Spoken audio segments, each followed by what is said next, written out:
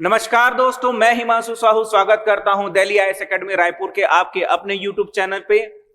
हम एक नई शुरुआत करने जा रहे हैं। नई शुरुआत है प्री की परीक्षा के लिए। आपके लिए एक ऐसी सीरीज ला रहे हैं जिसका नाम हमने दिया है 30 कदम। ये 30 अलग अलग टॉपिकों पे 30 क्वेश्चन की सीरीज है जो 30 दिनों में आपका रिवीजन करवाएगी। तो चलिए ज्यादा देर ना करते हुए शुरू करते हैं हमारा आज का ये हिंदी का विषय। आज 30 कदम की वीडियो की सीरीज में हिंदी विषय के जिस टॉपिक के बारे में हम चर्चा करने वाले हैं वो टॉपिक है हमारा हिंदी भाषा का विकास क्रम। तो बढ़ते हैं इसके पहले प्रश्न की तरफ। तो पहला प्रश्न कह रहा है, भारतीय शास्त्रीय भाषाओं की कितनी है? वर्तमान में भारतीय जो शास्त्रीय भाषाएं हैं उनमें 5 को और जोड़ा गया है। तो पहले ये संख्या 6 थी, पहले ये संख्या आपकी 6 थी जिसमें 5 और जोड़ दिया गया। तो वर्तमान में शास्त्रीय भाषाओं की संख्या कुल है आपकी 11। कुल क्या है? 11 है। तो विकल्प जो डी है वो आपका सही उत्तर होगा। बढ़ते हैं अपने अगले प्रश्न की तरफ। तो हमारा अगला प्रश्न कह रहा है, निम्नलिखित में से भाषा की प्रमुख प्रकृति कौन सी है? विकल्प ए कह रहा है सरलता से क्लिष्टता की ओर, विकल्प बी कह रहा है जटिलता से सरलता की ओर, विकल्प सी कह रहा है भाव से विचारों की ओर, और विकल्प डी कह रहा है विचारों से भाव की ओर। तो हमेशा भाषा जो है वो क्लिष्टता से सरलता की ओर जाती है, अतः विकल्प बी जो कह रहा है जटिलता से सरलता की ओर उपयुक्त होगा। तो हमारा सही उत्तर है विकल्प बी। बढ़ते हैं अपने अगले प्रश्न की तरफ। तो हमारा अगला प्रश्न बोल रहा है कि कोई भी बोली या भाषा मानकता प्राप्त करने पर हो जाती है दुरूह, सरल, भावपूर्ण, सरस। तो भाषा जैसे ही मानकता प्राप्त करती है तो वो हो जाती है सरल, अर्थात जो विकल्प बी है वो आपका सही उत्तर होगा। बढ़ते हैं अपने अगले प्रश्न की तरफ। हमारा अगला प्रश्न कह रहा है, न्यायालयीय भाषा में शब्द और उसके अर्थ में रहती है खाली स्थान रहती। पहला विकल्प बोल रहा है निश्चितता, दूसरा विकल्प बोल रहा है अनिश्चितता, तीसरा विकल्प बोल रहा है कुशलता, और चौथा विकल्प बोल रहा है कोमलता। तो पहला विकल्प जो है वो हमारा सही उत्तर होगा, अर्थात न्यायालयीय भाषा में शब्द और उसके अर्थ में क्या रहती है? निश्चितता रहती है। बढ़ते हैं अपने अगले प्रश्न की तरफ। तो हमारा अगला प्रश्न बोलता है, हिंदी भाषा में कितनी बोलियां हैं? पहला विकल्प कह रहा है 15, दूसरा विकल्प कह रहा है 25, तीसरा विकल्प कह रहा है 17, और चौथा विकल्प कह रहा है 22। तो ध्यान रखिएगा, हिंदी भाषा में कुल बोलियां आपकी 17 हैं। कुल बोलियां आपकी 17 हैं। तो हिंदी भाषा को हमने 5 उपवर्गों में विभाजित किया है जिसके अंदर कुल आपकी 17 बोलियां हैं। बढ़ते हैं अपने अगले प्रश्न की तरफ। तो हमारा अगला प्रश्न कह रहा है, किसी सीमित क्षेत्र में बोले जाने वाली स्थानीय भाषा को कहते हैं? किसी सीमित क्षेत्र में बोले जाने वाली स्थानीय भाषा को कहते हैं। तो पहला है राष्ट्रीय भाषा, दूसरा है राजभाषा, तीसरी है बोली, और चौथा है उपभाषा। तो ध्यान रखिएगा, सीमित क्षेत्र में बोली जाने वाली स्थानीय भाषा को कहते हैं बोली। तो विकल्प सी इसका सही उत्तर होगा। बढ़ते हैं अपने अगले प्रश्न की तरफ। तो हमारा अगला प्रश्न कहता है, बोली का क्षेत्र जब थोड़ा विकसित हो जाता है और उसमें साहित्य की रचना की जाती है। बोली का क्षेत्र जब थोड़ा विकसित हो जाता है और उसमें साहित्य की रचना की जाती है तो उसे कहते हैं ब्रजभाषा, उपभाषा, लिपि, क्षेत्रीय रूप। तो ध्यान रखिएगा, लिखित ध्वनियों के स्वरूप को लिपि कहते हैं, इसलिए ये विकल्प गलत होगा। क्षेत्रीय रूप भी विकल्प गलत होगा, और ब्रजभाषा एक बोली है तो यह भी विकल्प गलत होगा। विकल्प जो बी है उपभाषा, यह विकल्प सही माना जाएगा। तो प्रश्न 7 का जो उत्तर है वो होगा आपका विकल्प बी उपभाषा। बढ़ते हैं अपने अगले प्रश्न की तरफ। तो हमारा अगला प्रश्न कह रहा है, शब्द में जहां मूल अर्थ नहीं बल्कि उसका व्यंग्यार्थ अभिप्रेत होता है वहां कौन सी शब्द शक्ति होती है?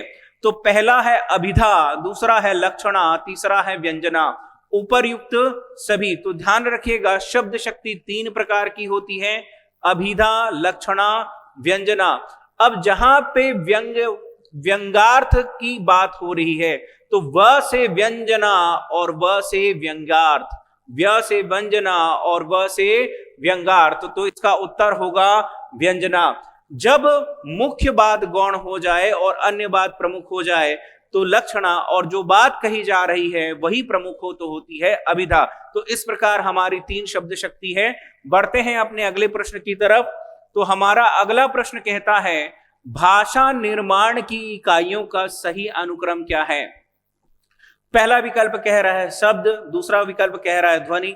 पहले विकल्प में शब्द, ध्वनि, वाक्य और पद आपको देखने को मिल रहा है। तो ध्यान रखिएगा ध्वनि से निर्माण होता है शब्द का, शब्द से निर्माण होता है आपके पद का, और पद से निर्माण होता है वाक्य का। तो यहां पे ध्यान रखना है। तो विकल्प डी में यह हमको उपयुक्त क्रम में दिख रहा है। तो ध्वनि से बना शब्द, शब्द से बना पद और पद से बना वाक्य, तो विकल्प डी है, यह इसका सही उत्तर होगा। बढ़ते हैं अपने अगले प्रश्न की तरफ। तो हमारा अगला प्रश्न क्रमांक है प्रश्न 10, भारत की संपर्क भाषा कौन सी है। तो संपर्क भाषा क्या होती है, विभिन्न भाषी क्षेत्रों में, विभिन्न भाषी क्षेत्रों में जहां अलग अलग भाषाओं का प्रयोग हो रहा है, वहां पे संपर्क के रूप में जिस भाषा का प्रयोग किया जाए वह कहलाती है आपकी संपर्क भाषा। तो भारत में हिंदी वह भाषा है जो विभिन्न भाषी क्षेत्रों के बीच में संपर्क भाषा के रूप में प्रयोग में लाई जाती है। तो विकल्प सी इसका सही उत्तर होगा। बढ़ते हैं प्रश्न क्रमांक 11 की तरफ। तो हमारा प्रश्न क्रमांक 11 कहता है कि देवनागरी लिपि का सर्वप्रथम प्रयोग किस राज्य में हुआ माना जाता है। तो पहला विकल्प है महाराष्ट्र, दूसरा विकल्प है उत्तर प्रदेश, तीसरा विकल्प है राजस्थान और चौथा विकल्प है गुजरात। तो याद रखिएगा विकल्प डी जो है वो आपका सही होगा, क्योंकि एक गुजरात के राजा थे जयभट्ट, गुजरात के राजा थे जयभट्ट, जिसमें जिनकी शिलालेख जो आपकी 7वीं से 8वीं शताब्दी की है, जो सब आपके 7वीं से 8वीं शताब्दी की है, उसमें सर्वप्रथम देवनागरी लिपि का प्रयोग किया गया था। बढ़ते हैं अपने प्रश्न क्रमांक 12 की तरफ। तो हमारा प्रश्न क्रमांक 12 कहता है कि रामचरितमानस की भाषा क्या है। तो पहला है अवधी, दूसरा कहला है ब्रज, तीसरा बोल रहा है खड़ी बोली और चौथा बोल रहा है भोजपुरी। तो जो अवधी है वह आपके रामचरितमानस की भाषा है। बढ़ते हैं अपने अगले प्रश्न की तरफ। तो प्रश्न क्रमांक जो 13 है वो कह रहा है कि महत्वपूर्ण कृति कृष्णायन उत्तर प्रदेश की बोलियों में से किस बोली में लिखी गई है। तो पहली बोली दिख रही है खड़ी बोली, यह गलत है। तीसरा विकल्प देख रहे हैं ब्रज बोली, यह गलत है। चौथा विकल्प आप देख रहे हैं बहोली, यह भी गलत है। तो सही विकल्प है विकल्प बी, जो बोल रहा है अवधी बोली में कृष्णायन लिखी गई है। बढ़ते हैं अपने अगले प्रश्न की तरफ।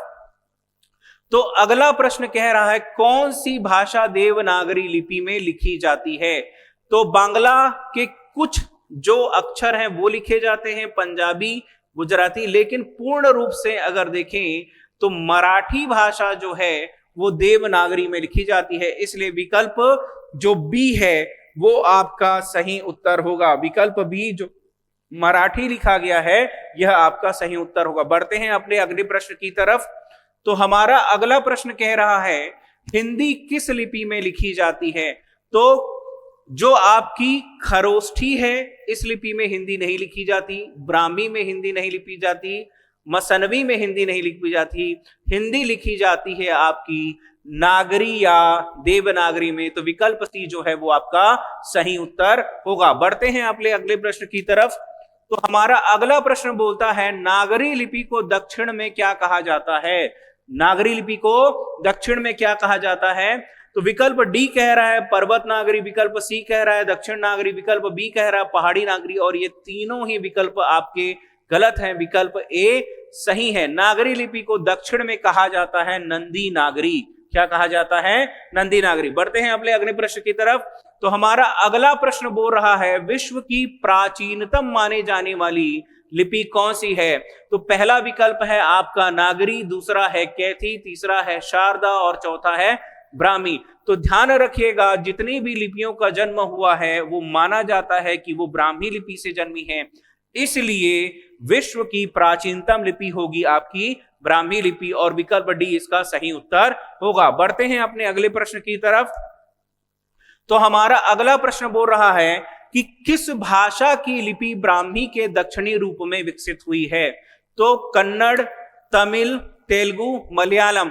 तो इसका सही उत्तर होगा कन्नड़।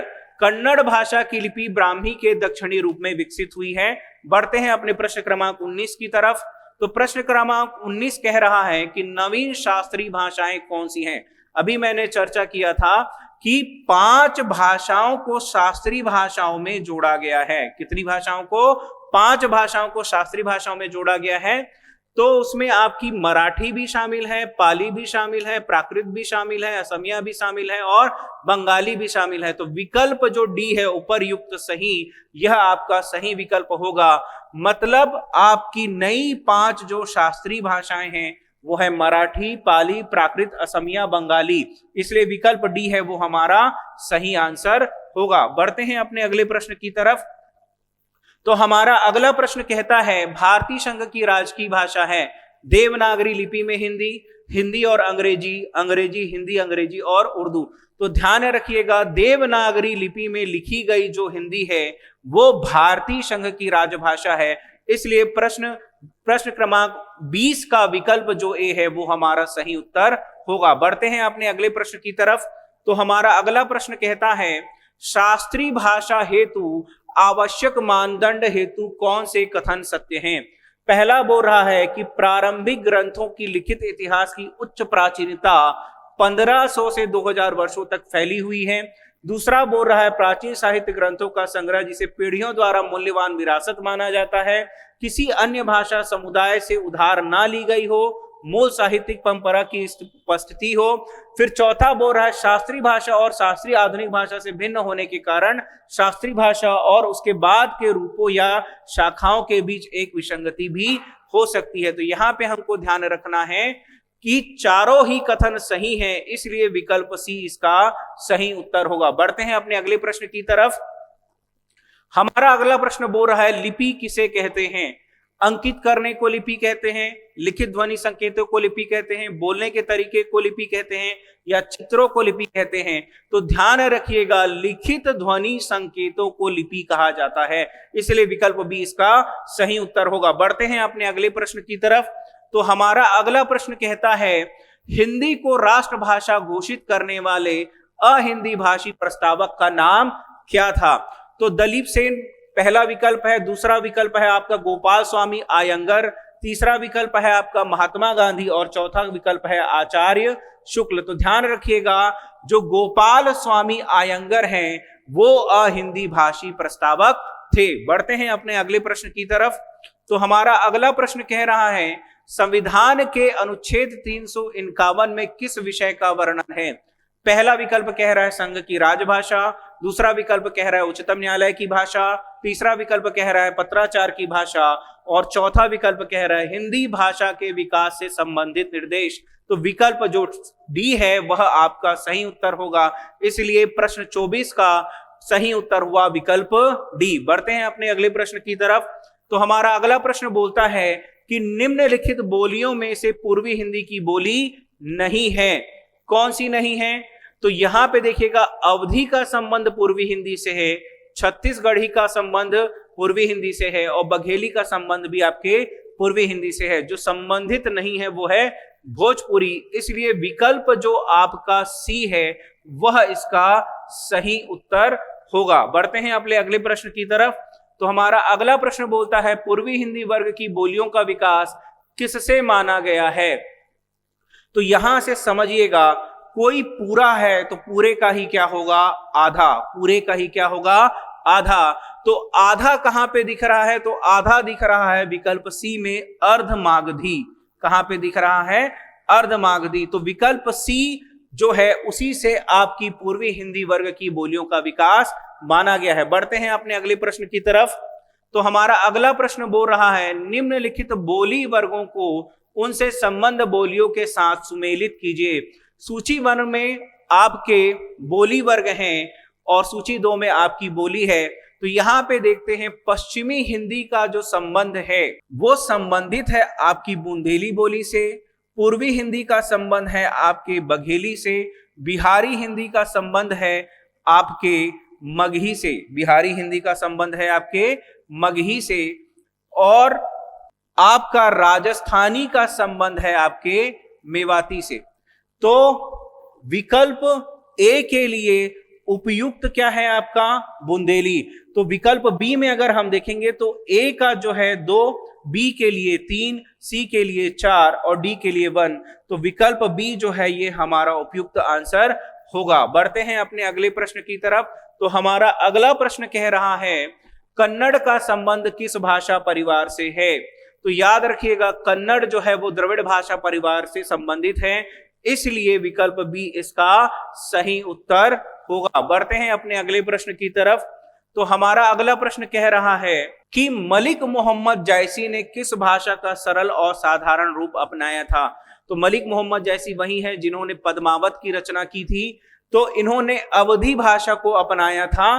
तो यहां पे विकल्प जो ए है आपका सही उत्तर होगा, जबकि विकल्प बी, विकल्प सी और विकल्प डी क्या होंगे, गलत होंगे। बढ़ते हैं अपने अगले प्रश्न की तरफ। तो हमारा अगला प्रश्न है आपका मुल्ला दाऊद कृत लोकरहा की भाषा इनमें से कौन सी है। तो ब्रज भाषा इसका सही उत्तर नहीं है, अपभ्रंश इसका सही उत्तर नहीं है, राजस्थानी इसका सही उत्तर नहीं है। सही उत्तर है आपकी अवधी। तो लोकरहा की भाषा है अवधी।